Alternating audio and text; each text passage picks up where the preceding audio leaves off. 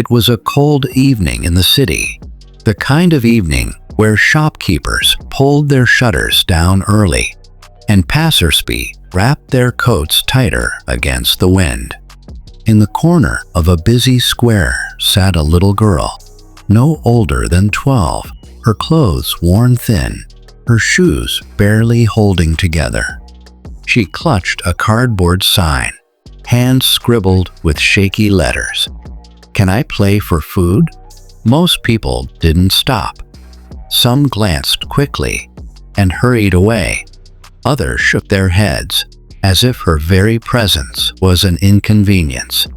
A few even laughed at the idea that a homeless child, thin and shivering, had anything to offer.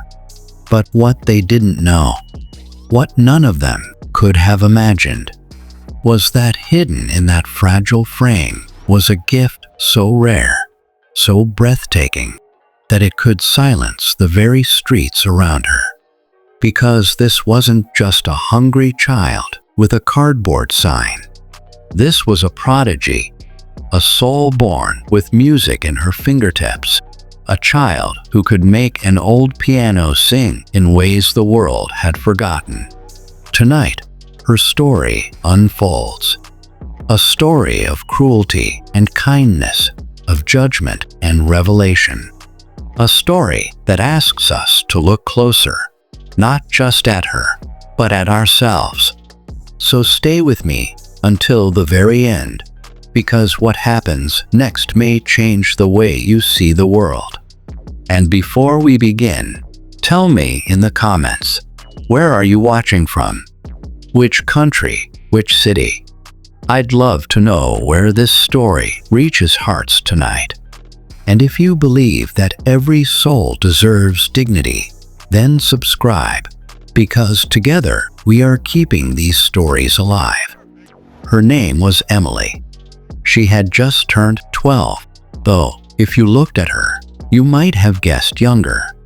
Life on the streets has a way of shrinking childhood, of pressing years of worry into the face of a child who should have only known laughter. Emily hadn't chosen this life. No child does. Her mother had worked as a waitress in a small diner on the edge of town. Her father, a factory worker who had once played guitar at church on Sundays. But when sickness struck and bills piled higher than paychecks, everything began to crumble. The factory closed. The hospital costs drained what little savings they had, and soon the family lost the roof that had sheltered them for generations. Emily remembered the night. They packed what little they could carry into 2 worn-out bags. She remembered the way her father's hands shook as he locked the front door for the very last time. His eyes clouded, not just with fear, but with shame. For a child, it was confusing. How could a home disappear so quickly? For her parents, it was devastating. Within weeks, the family of 3 was moving between shelters, church basements, and sometimes simply finding corners of the city where the cold wind wouldn't bite so hard. But through all the chaos, there was one thing that never left Emily: music. Her mother often said she had been humming before she could talk. By the age of 5, she could pick out melodies on an old upright piano that had sat in their living room, a hand-me-down from her grandfather. She would sit for hours, pressing the keys with tiny fingers, not just making sound, but making something that felt like hope. When the piano was sold to cover a hospital bill, Emily cried silently into her pillow that night. Yet, the music never left her heart. It was as if her very soul was stitched together with notes and chords the way others are stitched with memories and dreams. Now, on the streets, that love of music was the one thing she carried with her, invisible but alive. On this particular evening, the city was buzzing with the rush of people heading home from work. The holiday season was near. Lights twinkled in shop windows, and the smell of roasted chestnuts drifted through the air. Emily sat curled against a wall near the entrance of a shopping arcade, her cardboard sign resting in her lap. "Can I play for food?" it read. She had found, tucked in a corner of the arcade, a weathered public piano. It wasn't much, scratched, some keys broken, the paint peeling from years of strangers pounding out uneven tunes. But to Emily, it was a treasure. She would often glance at it, her fingers twitching with the memory of melodies, her heart aching for the chance to let her music live again. But the world was not always kind to children like her. A group of teenagers passed by, laughing loudly. One pointed at her sign and scoffed. "Play for food? What's next? You'll dance for $1." They burst into laughter, the kind that stings more than words, the kind that tells you you're invisible and ridiculous at the same time. Others passed too, pretending not to see her, as if looking in her direction might remind them of something uncomfortable. An older couple whispered to each other, shaking their heads. A businessman dropped a crumpled flyer into her cup, mistaking it for trash. But Emily sat quietly, her eyes fixed on the piano. Inside, her heart whispered, "If only they would let me play. Just once." Because what no one around her knew, what no one could possibly imagine, was that this fragile, hungry child had a gift. Not just a little talent, not just a knack for picking out familiar tunes. Emily was a prodigy, a once-in-a-generation talent, the kind of soul who could make music that stirs something deep inside even the coldest of hearts. Her mother had seen it when she was 5. Her father had seen it too. And now, though life had stolen almost everything else, Emily still carried that gift. That night, she gathered her courage. She rose from the cold stone floor, picked up her cardboard sign, and walked slowly toward the piano. Each step felt heavier than the last, as if the laughter she had heard earlier was chained around her ankles. A few people noticed, curious. Others rolled their eyes, expecting nothing more than clumsy noise. Emily took a deep breath, her small hands trembling as she reached for the keys. For a moment, the city noise faded. It was just her, the piano, and the memory of her mother's voice whispering, "You are worth more than their hate. You are worth more than their laughter." And with that, Emily pressed the first note. The first note echoed through the arcade, sharp and uneven, the sound of a piano long forgotten. A couple of people turned their heads, expecting clumsy noise, maybe even more laughter. But Emily kept going. Her small fingers began to find their place, remembering the songs she used to play, the ones she carried inside her like secret prayers. At first, the crowd barely paid attention. A man in a heavy coat walked by muttering, "Waste of time." A woman tugged her child's hand away, whispering, "Don't stare, sweetheart." A group of teenagers who had mocked her earlier stopped and smirked. One of them called out, "Hey Mozart, play something we actually know." His friends roared with laughter, their voices bouncing against the cold walls. Emily's cheeks burned red. Her hands shook, and for a moment she thought of stopping. She thought of closing the piano lid, and running back to her corner, where she could disappear into the shadows. But then, a memory flashed, her mother's tired smile, the way she used to clap softly after every song. "Emily," she would say, "you play like the music is bigger than you don't ever hide it." So Emily pressed on. But the struggle didn't end with cruel laughter. Hunger gnawed at her stomach, sharper than the keys beneath her fingers. She hadn't eaten a real meal in 2 days. Each note was played with a body that was weak, but a spirit that refused to collapse. The piano itself fought against her.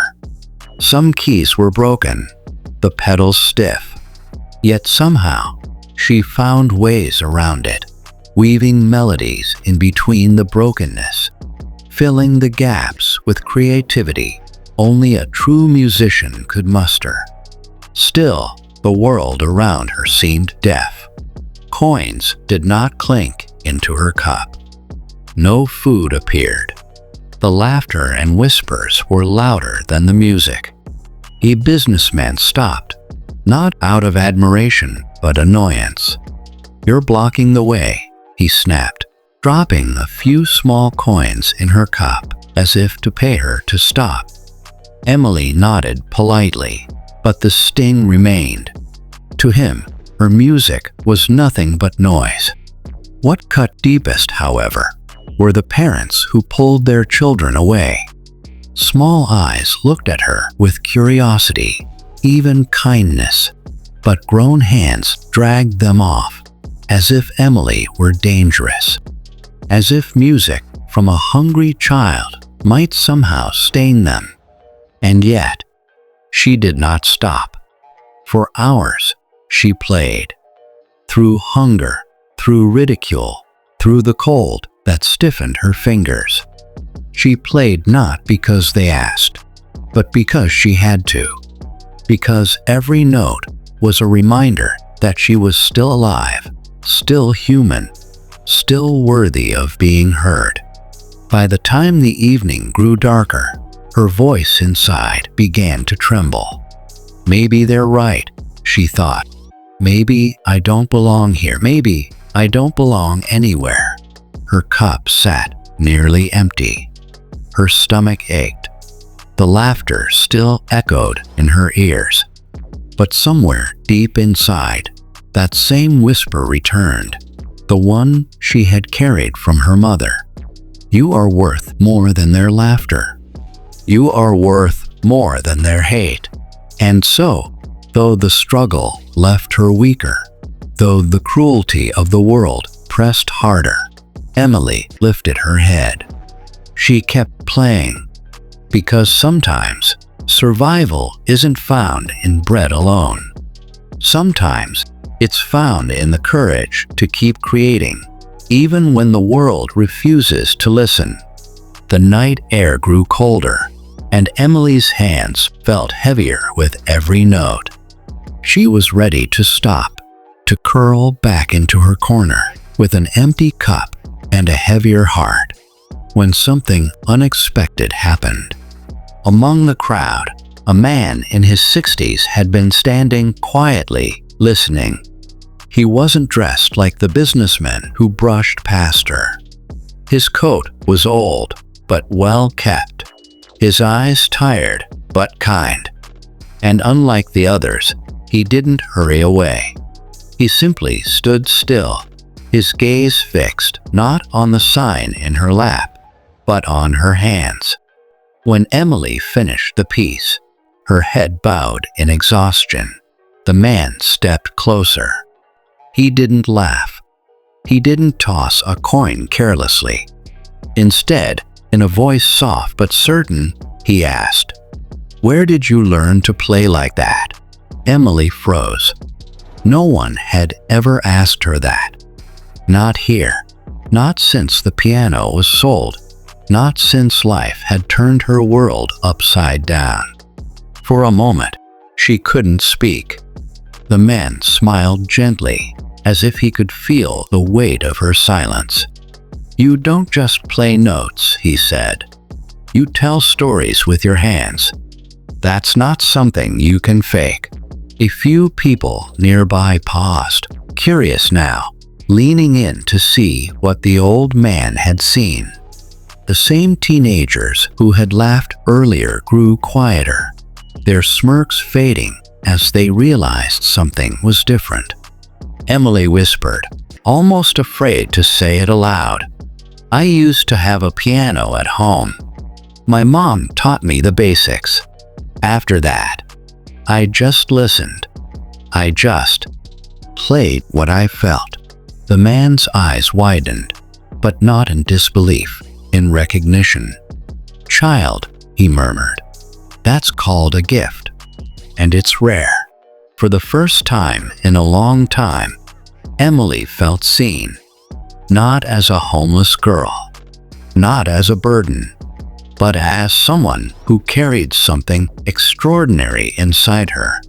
He reached into his coat and pulled out a folded bill, placing it gently in her cup, not as charity, but as respect. Then he turned to the small crowd that had begun to gather and said, "Listen to her. Don't just hear, listen." Emily's heart pounded. She pressed her trembling fingers to the keys again, and this time, instead of shrinking, she lifted her head. She played louder, freer, letting the music rise above the laughter that had once crushed her. And slowly, something shifted. The arcade that had been filled with indifference began to quiet. People stopped walking. Some sat on the cold stone steps. Others pulled out their phones, recording. Their faces softened with awe. For the first time, the world wasn't turning away. The world was listening. Emily's fingers danced across the keys, each note stronger than the last, as if the music itself had been waiting for this moment. The arcade was no longer filled with laughter or whispers of judgment. It was filled with sound, pure, unshakable, breathtaking sound. The old man stood close by, his eyes glistening as he watched her play. He wasn't the only one moved. A woman in a red scarf lowered the shopping bags in her hands and pressed them to her chest, her lips parted in awe. A young boy tugged at his father's sleeve, whispering, "She's amazing." Even the teenagers who had mocked her earlier now stood quietly, their arms folded, not in defiance, but in discomfort, as if they were realizing the cruelty of their words. And then it happened. A businessman, the very one who had snapped at her hours before, stepped back into the circle. But this time, there was no impatience in his face. Instead, he dug into his wallet and placed a crisp note into her cup, not as payment for silence, but as gratitude for music. One by one, others followed. Coins and bills began to fill the cup, not out of pity, but respect. Someone brought her a sandwich and a hot drink, setting it gently by the bench. Another knelt down and asked, "Do you know more pieces?" Emily nodded shyly, and then she played again, a hymn her mother used to hum at night. The melody rose above the cold air, and for a moment, strangers who had never spoken to each other found themselves united, standing shoulder to shoulder, listening together. By the time Emily finished, the arcade was silent. Not the silence of indifference, but the silence that comes when words are too small to carry what hearts are feeling. And when the first applause broke out, it spread like fire, filling the space with warmth that no winter chill could touch. For Emily, it was more than clapping. It was proof that she existed, that her gift was real, that she was more than the laughter, more than the pity. She was music. In the weeks that followed, word of the homeless girl who could play like a master began to spread. Videos from that night appeared online, reaching thousands, then millions. Some people cried watching them. Others wrote messages of encouragement, offers of help, even scholarships. The old man who had first spoken to her returned often, bringing her books of sheet music, guiding her gently with the patience of someone who had once been a teacher himself. He believed in her the way no one else had dared to. Emily's life did not change overnight. Hunger and hardship still lingered, but now she was no longer invisible. She had a voice, and the world was beginning to listen. Years later, people would still remember that night. They would remember the cardboard sign, "Can I play for food?" They would remember how they almost walked past her, how they almost laughed, how they almost missed a miracle hidden in plain sight. And Emily, she would grow into a musician whose concerts filled halls, whose recordings touched lives far beyond the city where she once sat cold and hungry. When asked what inspired her, she never spoke of fame or fortune. She spoke of one night, one stranger who stopped, one crowd that finally chose to listen. She would smile softly and say, "Because someone believed in me when the world chose to look away."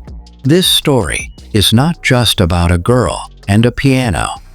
It is about us, about the way we choose to see or not see the people around us. How many Emilys walk past us every day, unnoticed? How many gifts are hidden behind tired eyes and hungry stomachs? It reminds us that cruelty is easy, laughter, mockery, indifference.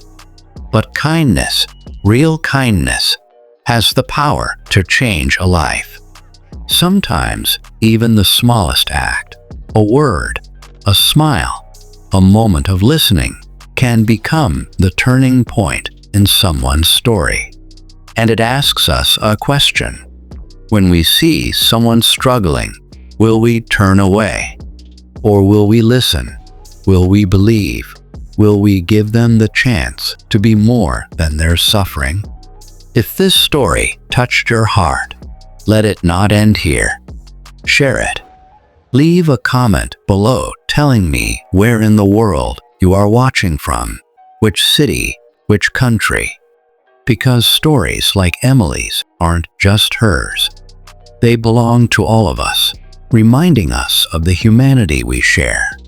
And if you believe, as I do, that every voice deserves to be heard and every gift deserves a chance, then make sure to subscribe.